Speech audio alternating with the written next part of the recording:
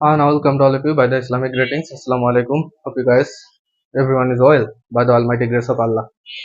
তো আমি যে বিষয়টা নিয়ে আলোচনা করব সেটা হলো এখন প্রায় মার্চ মাস। তো মার্চ মাসের 5 তারিখ আজকে, এখনো কিন্তু বিভিন্ন বিদ্যালয়ে ছাত্রছাত্রীরা কিন্তু সেই তাদের কাঙ্ক্ষিত বইটা এখনো পায়নি।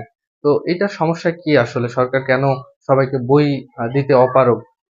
তো প্রথমত আমি যেটা বলবো, এখানে দেখা যাচ্ছে, দেখেন, একটা স্কুলে যদি 5টা স্টুডেন্ট থাকে বা মনে করেন 15টা স্টুডেন্ট আছে, তারা বই নাই 20 সেট নেয়। যদি 20টা থাকে, ম্যাক্সিমাম ক্ষেত্রে 30 থেকে 40 সেট বই তারা নিচ্ছে।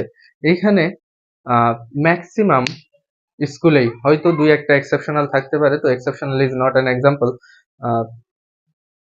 তো সেই ক্ষেত্রে বলতে চাই, যদি এই জিনিসটা এই বিষয়গুলোকে তদারকি করে আইনের আওতায় আনা যায়, আমার মনে হয় এই সমস্যাটা কাটিয়ে ওঠা সম্ভব। সবসময় সরকারকে দোষ দিলে আসলেই আমরা কাঙ্ক্ষিত লক্ষ্যে পৌঁছাতে পারবো না এবং আমাদের সমস্যাগুলো সমাধান আদৌ সম্ভব নয়। তো আমাদের আগে ঠিক হতে হবে, কারণ এই স্কুলগুলোতে আমি যতটুকু জানি এবং আমার জানা মতে, এখানে মিরপুরে অনেক বড় একটা জোন আছে বৈষম্য বিরোধী ছাত্র আন্দোলনের, এবং নতুন যেই জাতীয় নাগরিক পার্টিটা গঠন হয়েছে, তার আন্ডারে অনেক মানুষ আছে, স্টুডেন্ট আছে, যারা কিনা ঘরের খেয়ে বনের মোষ তাড়াতে ইচ্ছুক।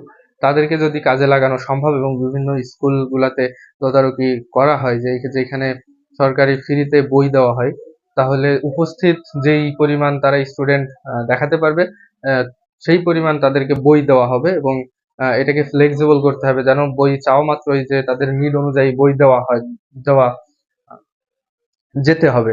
তো এইখানে এই জিনিসটা যদি এনশিওর করা হয়, তাহলে আমার মনে হয় এই সমস্যাটা সমাধান করা সম্ভব। তো যেই বিষয়টা মেইন ফোকাসে নিয়ে আসতে হবে, যে যার যতগুলো স্টুডেন্ট আছে তাকে ততগুলো সেট বই দেওয়া হবে, এর বেশি কোনো বিদ্যালয়ে দেওয়া হবে না। তো এই বিষয়টা যদি একটু মনিটরিং করে করা যায়, আমার মনে হয় খুব দ্রুত এই সমস্যার সমাধান করা সম্ভব। আশা করি সবাই ভালো থাকবেন। ধন্যবাদ সবাইকে। আসসালামু আলাইকুম।